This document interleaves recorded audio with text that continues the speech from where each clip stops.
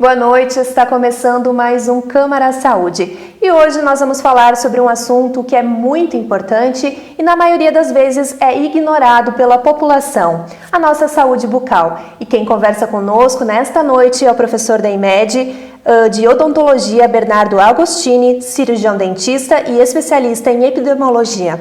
Boa noite, seja bem-vindo à TV Câmara. Boa noite, Ana, boa noite a todos os telespectadores. É muito importante esse espaço para a gente estar falando um pouquinho mais sobre saúde bucal para a nossa população. Bernardo, eu quero iniciar então a nossa conversa falando justamente desta minha afirmação. Por que a maioria das pessoas não dá a atenção devida à saúde bucal? Bom, eu acredito que, na verdade, isso é uma questão cultural, né? A odontologia, por muito tempo, passou a ter um olhar como se fosse mutilador. Acabava que as pessoas iam ao dentista e a solução era a extração dentária, né? Arrancar os dentes. O que, de certa forma, ocasionou com que as pessoas entendessem que a perda dentária era um processo natural da vida, o que na verdade não é, né? Com o avanço tecnológico e um pouco mais da ciência, hoje a gente já tem técnicas e materiais que recuperam as estruturas dentárias sem a necessidade de extração, o que na verdade traz benefícios para a qualidade de vida e saúde geral, de mastigação, estética e fonética para toda essa população. Além disso, é claro, o medo odontológico, né? A maioria das pessoas tem medo de ir ao dentista, muito em relação a esse passado um tanto quanto penoso, né, da odontologia, onde ela tinha essa visão de que eu ia ao dentista, eu ia retirar um dente, eu ia tirar uma parte de mim. O que ocasionou com que as pessoas não fossem por motivos preventivos e hoje a gente já tem uma mudança desse paradigma, né? Apesar da gente ainda ter pessoas sem dentes, né? Nós temos hoje sim, nas populações mais jovens, uma qualidade de vida melhor do que era no passado. Apesar da gente ainda ter dificuldades na população procurar o dentista por motivos preventivos, esse cenário tem melhorado sim, né? Então, eu creio que foi um resultado de um grande processo cultural que fez com que as pessoas entendessem que era natural perder os dentes, o que não é verdade. Todo mundo, Bernardo, que está nos assistindo, conhece pelo menos uma criança, né, que odeia escovar os dentes. O que é possível fazer para mudar essa cultura? Os pais fazem esse apelo. De que forma que eu vou auxiliar isso? Dentro da Faculdade de Odontologia da IMED, eu trabalho também dentro da odontopediatria, né? Eu sempre falo que esse processo de escovação dentária ele tem que começar o quanto antes possível e de forma natural. O que a gente pode utilizar é que a criança tenha, quando possível, 2 escovas e que uma a gente não coloque nenhum dentifrício, nenhuma pasta, nem nada e ela utilize só para brincar. Desde o nascimento do primeiro dente, deixa a criança morder, deixa ela utilizar de forma lúdica essa escova porque ela vai se habituar com a presença da escova dentária dentro da cavidade bucal dela. O que vai facilitar que ao longo dos anos a gente consiga tornar isso uma coisa natural. Então começa com uma brincadeira, mas ao mesmo tempo os pais também devem fazer a escovação. Até os 8 anos de idade, a responsabilidade de escovação da criança é dos pais. Portanto, eles têm 2 escovas, uma que eles utilizem para escovar, realmente, com o uso de pasta com flúor, né, desde o nascimento do primeiro dente, e que também tem uma outra, quando possível, que ele brinque. Ou ele pode fazer até com a mesma, num processo onde primeiro escova e depois deixa a criança manusear. Deixa ela segurar a escova, deixa ela colocar a escova na boca, morder as cerdas. Isso não tem problema nenhum, só vai ter benefícios. E hoje a gente também tem o uso de uma série de outros métodos lúdicos que podem facilitar a escovação, o que vai tornar um hábito não desagradável no futuro dessa criança. Como, por exemplo, a gente pode colocar um vídeo, uma música. Hoje a gente está usando o smartphone, né, o celular, para várias atividades. A gente pode colocar ele do lado do espelho, sim, com uma música, com uma brincadeira, para fazer a criança tornar esse processo prazeroso ao longo do tempo. E no caso dos adolescentes, uma das grandes preocupações, então, do Conselho Federal de Odontologia é em relação às cáries. Esse número é muito grande, porque o que a gente pode fazer para tentar mudar isso? Bom, na verdade vem diminuindo ao longo dos anos, mas ainda continua alarmante aqui dentro do Brasil, né?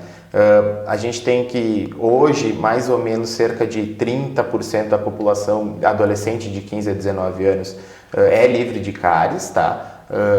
Ou seja, quase 40% dessa população já não tem nenhuma lesão de cárie durante a vida, o que é muito bom, porque se nós pegarmos dados antigos, lá mais ou menos do levantamento de saúde bucal de 2003, que foi feito a nível nacional, nós tínhamos 10% só de livres de cárie.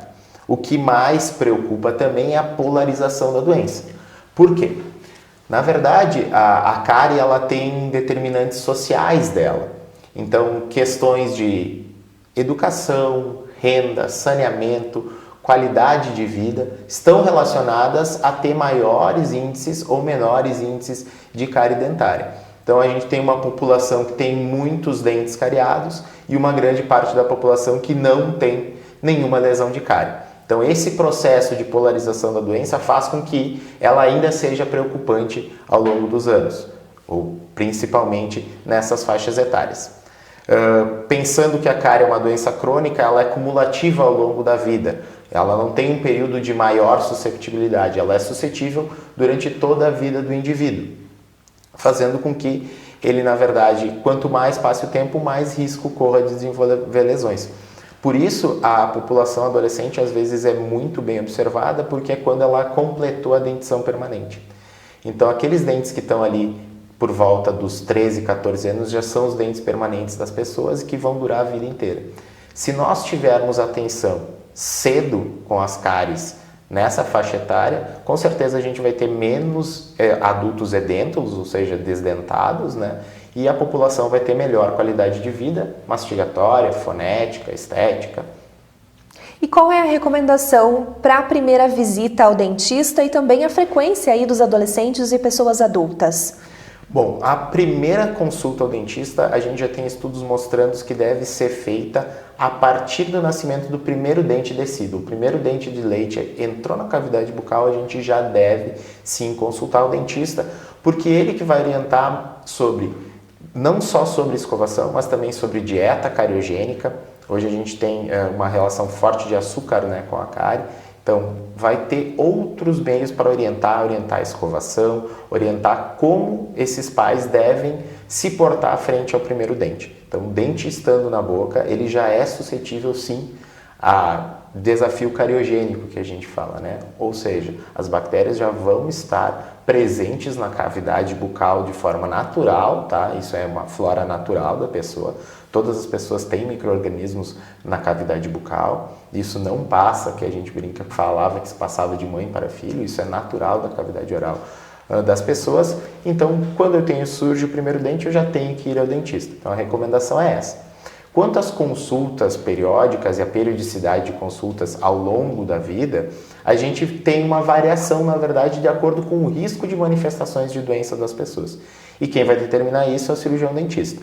Então, eu posso ter uma variação de 3 meses, de 3 em 3 meses eu ter que ir no dentista, ou até períodos menores, dependendo da doença, se ela está instalada ou não, ou até períodos maiores, como 1 ano, eu posso ficar tendo uma visita regular de 12 em 12 meses, caso eu não tenha nenhum risco de desenvolvimento de novas lesões cariosas ou de doenças periodontais nesses indivíduos, tanto eles jovens quanto eles idosos, né? Quem vai determinar isso é o teu dentista. Então, eu aconselho a população a procurar então o dentista o quanto antes, para saber realmente se eu devo ter uma periodicidade de consultas maior ou menor frente aos riscos que eu corro na minha cavidade bucal e frente aos problemas que eu já tenho manifestado. E saúde bucal não é apenas um sorriso bonito, né? A boca saudável ela também é essencial para a mastigação e para, né, o processo todo de fala. Com certeza. Quando a gente pensa em dentes, a gente está muito atrelado aqui no Brasil a questões estéticas, né? A gente gosta de ver, às vezes, um ator, uma atriz, talvez um jogador de futebol que a gente tem visto bastante com os dentes bem emparelhados, brancos, as famosas facetas, as questões estéticas. Mas, na verdade, isso, a meu ver, é um segundo plano. A gente precisa primeiro estabelecer saúde nas pessoas, né? Aquela máxima que saúde começa pela boca é sim verdade, né? Porque a gente tem relação de questões orais com outras questões sistêmicas que a gente pode desenvolver ao longo da vida, né? Então a gente tem manifestações orais que estão relacionadas a doenças cardíacas, a diabetes, a obesidade. Então a gente ter condições orais de saúde, ou seja elas tanto dos elementos dentários quanto da gengiva, língua e lábios, é muito importante, né? Como tu bem falaste, a gente tem toda a questão mastigatória, ou seja, vai ter um aporte nutricional via oral, então a gente precisa pensar que quando a gente se alimenta pela boca, então vai ter uma íntima relação com isso.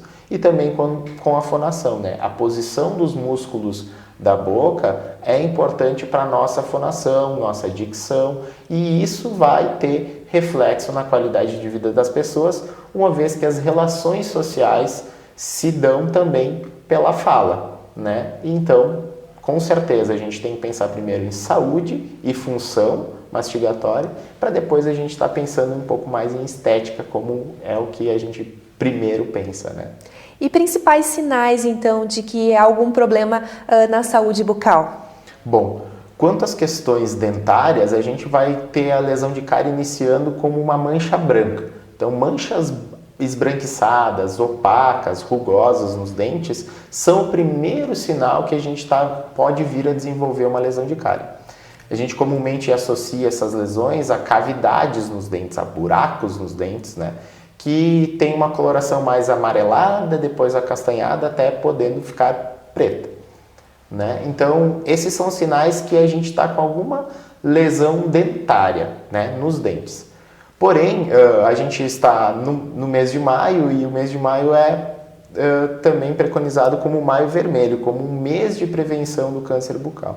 Mas não só o câncer bucal, toda e qualquer alteração na cavidade bucal, nos tecidos moles, sejam gengiva, bochecha, línguas e lábios, qualquer alteração da normalidade, a gente sim deve procurar imediatamente o nosso dentista. E a gente pode afirmar, então, que pessoas que consomem o tabaco ou o álcool e também a questão da má alimentação podem contribuir, então, para esse câncer bucal? Com certeza. O que tu citou são os exemplos clássicos dos fatores de risco de desenvolvimento de lesões potencialmente malignas ou cânceres, né, que são lesões malignas. O tabagismo aumenta por si de 5 a 10 vezes mais o risco de eu desenvolver lesões de câncer bucal ou de orofaringe. O etilismo, da mesma forma. O etilismo, o alcoolismo, né, que a gente costuma falar, então a ingestão excessiva de bebidas alcoólicas, da mesma forma vai aumentar o risco de eu desenvolver essas lesões. E quando associados o tabaco e o álcool, que é o que a gente comumente vê, eles potencializam em 15 vezes mais a gente ter alguma lesão, né, bucal que virá a ser maligna ou é potencialmente maligna. Outros fatores de risco que estão relacionados ao aparecimento de câncer bucal são a exposição solar excessiva, especialmente nós aqui no Rio Grande do Sul somos uma população majoritariamente ou de grande parte de agricultores, né, que muitas vezes não tomam o cuidado de passar protetor solar ou utilizar alguma proteção como chapéu ou bonés, e nós temos sim que a incidência dos raios ultravioletas aumentam a probabilidade ou aumentam o risco de desenvolver câncer, especialmente câncer labial, né? Então, para a população que trabalha exposta ao sol, deve ter alguma proteção, porque a gente sim tem um risco aumentado. Além disso, os homens são mais propensos devido a esse acúmulo de fatores. São os homens ainda que são a maior parte dos homens é tabagista ou etilista, né?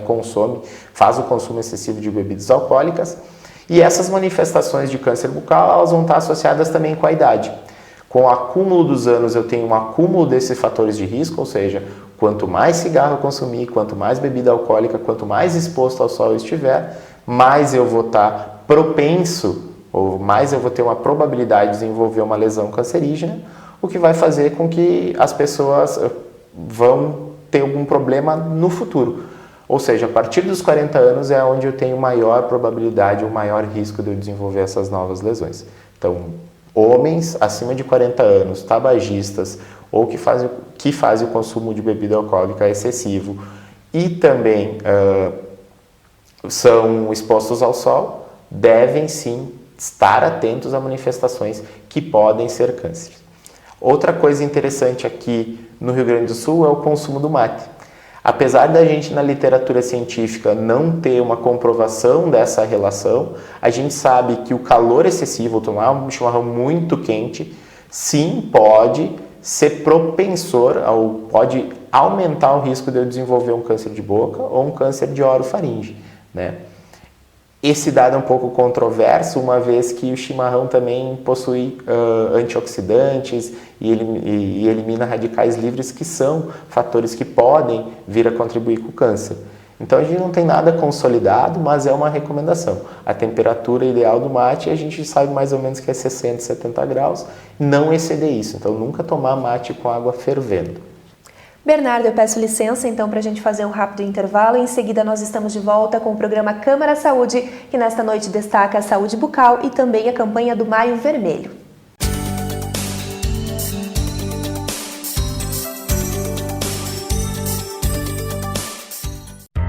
A Câmara de Vereadores está com você. Está com a Verônica na consulta médica. Vai junto com o Cauã para a escola. Acompanhe o seu Arcério e a Dona Conceição durante o lazer. É pelo seu bem-estar que a Câmara trabalha. E é com a sua presença que vamos fazer mais pela nossa cidade. Vem participar, vem transformar, vem acontecer. Câmara de Vereadores de Passo Fundo. Transformando a vida de todos nós.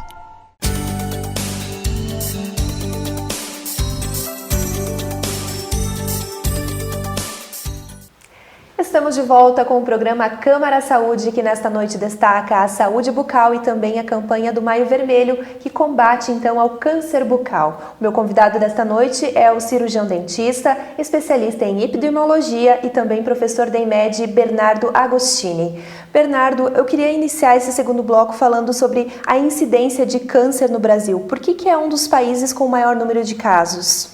Bom, a gente tem que a incidência no Brasil, o câncer bucal é o quinto entre os cânceres nos homens e o 12º nas mulheres. Isso está muito relacionado aos fatores de risco, né? A gente ainda tem uma população que é altamente tabagista, consome muito cigarro e também altamente etilista, né? Tem um alto consumo de bebidas alcoólicas, especialmente na população masculina, de adultos de maior de 40 anos, né? Então, isso faz com que o aparecimento, o surgimento desses cânceres seja comum na população brasileira, né? Esse dado também é preocupante porque esses hábitos são deletérios e são riscos para outras doenças e é comumente conhecido, né, o risco do cigarro, o risco do álcool, mas a gente ainda não muda esse hábito dentro da nossa população. Especialmente aqui no Rio Grande do Sul, a gente tem uma população de agricultores também muito significativa, o que faz com que a exposição solar sem os devidos cuidados também seja um fator que vá contribuir para esse número alto. Então, o câncer bucal está em o quinto câncer dentro da população masculina brasileira, né? Talvez também a gente tenha que pensar um pouco mais sobre, além dos fatores de risco, é a preocupação da população quanto a esses cuidados, né? A gente sabe que a gente geralmente busca um médico, ou um cirurgião dentista, ou qualquer profissional de saúde quando a gente tem um problema. E essa cultura a gente também deve trocar para as doenças crônicas. Não é só a questão do câncer, são outras doenças que também podem vir a ocorrer e a gente não tem o conhecimento devido a uma negligência, que a gente não procura saber como está a nossa saúde e continua perpetuando esses hábitos deletérios. Então, eu creio que seja uma soma de fatores, né, geralmente relacionadas ao nosso hábito de vida aqui no Brasil, que vão fazer com que a gente tenha um grande número de cânceres bucais aqui no país. E o número de vítimas, ele também é alto, né? Eu gostaria que tu falasse um pouquinho a respeito da atenção, então, que as pessoas devem ter com sinais, ou se existe alguma forma de fazer um autoexame, como que funciona isso?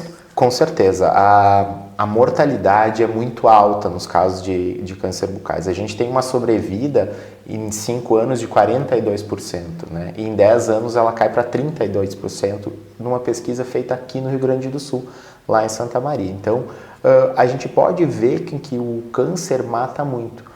Em média, uma pessoa diagnosticada hoje em dia com câncer em estadiamento já avançado, né, ela vai viver por cerca de 4 anos, 5 anos após o diagnóstico. É claro que quando precocemente identificado e também tratado, essa sobrevida aumenta muito, chegando até 70%, né, dos casos que têm uma sobrevida muito maior em 10 anos. Para isso, é preciso que a gente identifique as lesões em estadiamento inicial. Hoje, a gente tem o Maio Vermelho como um mês de conscientização e como uma campanha de prevenção e autoexame do câncer bucal. Como que as pessoas podem identificar? Bom, o câncer ele pode ter formas iniciais diversas, né? Mas devemos estar preocupados com diversas e qualquer alteração, mesmo ela não sendo potencialmente maligna ou então um câncer, né, seja realmente maligna. A gente tem que estar atento a alterações no lábio, na comissura labial, que é o canto da boca, né? Alterações em palato, que é o céu da boca, alterações na gengiva e também na bochecha, além da língua, é claro. Com certeza os cânceres de orofaringe a gente não tem como fazer um autoexame, mas os bucais sim. Como que a gente pode fazer? Em frente ao espelho, a pessoa, se tiver o uso de uma espátula de madeira, ou vulgo palito de picolé, ela pode sim fazer o seu autoexame. Como ela vai identificar uma lesão que pode ser potencialmente maligna ou um câncer já instalado, ela pode se manifestar de diversas formas.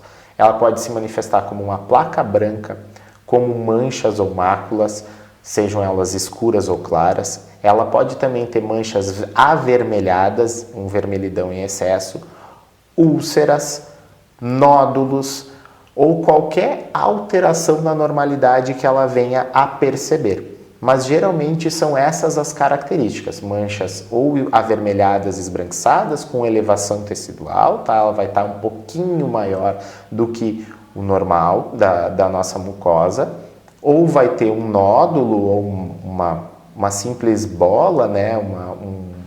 um caroço que a gente pode, na palpação, ser duro ou não. Algumas úlceras e uma perda tecidual superficial.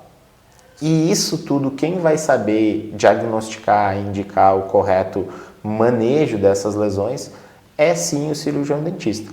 O importante é, mesmo sem alterações, a gente deve procurar o nosso cirurgião dentista e ter consultas regulares, que ele também vai ser mais capaz de identificar alguma lesão. A gente tem uma grande número de cânceres bucais em língua e assoalho bucal, ou seja, a base da língua, a parte inferior ali da língua, e eles sim têm, quando são malignos, têm alto potencial de metástase por estarem intimamente em contato da corrente sanguínea, então a gente tem que ter muito cuidado, tá? O que faz a diferença em a gente ter uma maior sobrevida é sim a gente identificar esses cânceres nas lesões iniciais. Muitas vezes, quando a gente vai fazer a biópsia, quando a lesão é muito pequena, ela mesma é o tratamento da nossa lesão cancerígena. Por quê? Porque a gente vai fazer uma cirurgia onde a gente vai fazer uma remoção de toda a lesão, caso a extensão dela seja pequena, e vai mandar então para fazer a análise histopatológica, que a gente chama, para ver se é um câncer ou é um tumor benigno, por exemplo. Então, muitas vezes a gente, vendo a lesão precocemente, a gente já consegue o tratamento mais cedo, o que, é claro, vai depender muito da população fazer o autoexame e ter o autocuidado de ir ao dentista. E em alguns casos também podem ser observados tumores na laringe e na faringe, né? Sim, com certeza. Todos esses riscos que eu falei, esses fatores de risco para desenvolver lesões bucais, elas também vão estar associados à questão da orofaringe e, enfim, depois a gente vai ter câncer de esôfago e outros cânceres também que vão estar em todo o trato respiratório, o trato digestivo inicial. É claro que a gente às vezes não consegue fazer o autoexame desses tipos de cânceres em casa, mas qualquer sintomatologia, ou seja, dor, estou com dificuldade de mastigação ou de me alimentar, deglutição, eu não consigo engolir o alimento, ou até mesmo na respiração eu tenho alguma dor, alguma dificuldade, sim, eu devo procurar o médico, né, para fazer o correto diagnóstico. Como eu falei, cânceres em estadiamento inicial são mais fáceis da gente tratar, né? Então a gente tem tratamento cirúrgico, tratamento quimioterápico, ou seja, a quimioterapia, como muitas pessoas conhecem, e também tratamento radioterápico, né? A gente tem também a radioterapia como auxílio no tratamento dessas lesões. O que vai diferenciar é aquilo que eu falei, o estadiamento, então que nível eu estou do meu câncer, né? Se ele está muito avançado ou ele é inicial, e qual é a extensão dessa lesão, também vai impactar em qual tipo de tratamento vai ser adotado pelo cirurgião dentista e posteriormente oncologista e cirurgião de cabeça e pescoço. E diversas instituições aqui do município, então, aderiram a essa campanha do Maio Vermelho e estão realizando diversas ações de prevenção junto à comunidade. Com o IMED não é diferente através da clínica de vocês. Com certeza. O Maio Vermelho, na verdade, ele começou aqui no Rio Grande do Sul, a primeira iniciativa, com a mesma ideia dos outros meses que a gente tem cores para identificar meses específicos de prevenção de alguma doença, especialmente os cânceres, né? A gente tem o Outubro Rosa, que é para o câncer de mama, a gente tem o Novembro Amarelo relacionado ao câncer de... o Novembro Azul relacionado ao câncer de próstata, e a gente tem o Maio Vermelho relacionado ao câncer bucal, né? Dentro da IMED, nós temos um projeto que foi conduzido por cerca de 8 professores, né, de diversas áreas dentro da instituição, todos da Faculdade de Odontologia, onde a gente vai buscar durante o mês inteiro ações. Essa semana iniciamos com a capacitação, tá? Num círculo de palestras e apresentação de meios digitais de como eles podem acelerar o diagnóstico dentro do serviço, de cerca de 160 profissionais da 6ª Coordenadoria de Saúde. Então, 60 municípios nós conseguimos reunir nessa semana os dentistas lá no auditório da IMED para fazer essa capacitação. Então eles tiveram desde palestras iniciais sobre lesões iniciais, como identificar precocemente, até como é tratado e quando o paciente é tratado, ele, por exemplo, fez alguma cirurgia ou está fazendo uma quimioterapia ou radioterapia, como o cirurgião dentista pode sim promover melhor qualidade de vida relacionada à saúde bucal desses indivíduos. Ao longo do mês de maio, a IMED vai estar atuando dentro das UBSs e juntamente com o Hospital de Clínicas, com o HC, com rodadas de palestras dentro do hospital para a Liga de Odontologia Hospitalar da IMED, para também com a Liga Feminina de Combate ao Câncer, dentro do hospital, para a gente estar capacitando esses profissionais que atuam junto do paciente oncológico e também atendendo a população nas UBSs. Nós vamos ter sim ações da IMED na maioria das UBSs, a gente já tem algumas programadas para a próxima semana no CAIS, tá? No CAIS Fragomeni, e a gente já vai estar conseguindo também atingir, além dos profissionais, a população de uma forma direta. Como isso? A clínica da IMED, ou todas as clínicas de odontologia da IMED, vão estar durante esse mês tendo uma atenção especial ao diagnóstico precoce dessas lesões. Então a gente está capacitando alguns docentes e também alunos à identificação precoce de lesões dentro da clínica. Então, se você tiver dificuldade também de acesso na UBS, que aí você vai ter acesso, também a gente vai estar disponibilizando dentro desse mês o diagnóstico precoce nas clínicas da IMED. A gente aconselha que você procure-nos para fazer toda essa ação preventiva que nós estamos promovendo.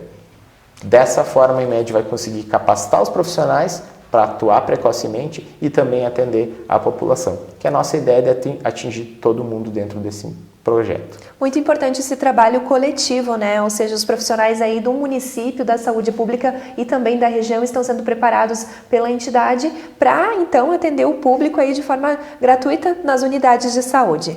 Sim, com certeza.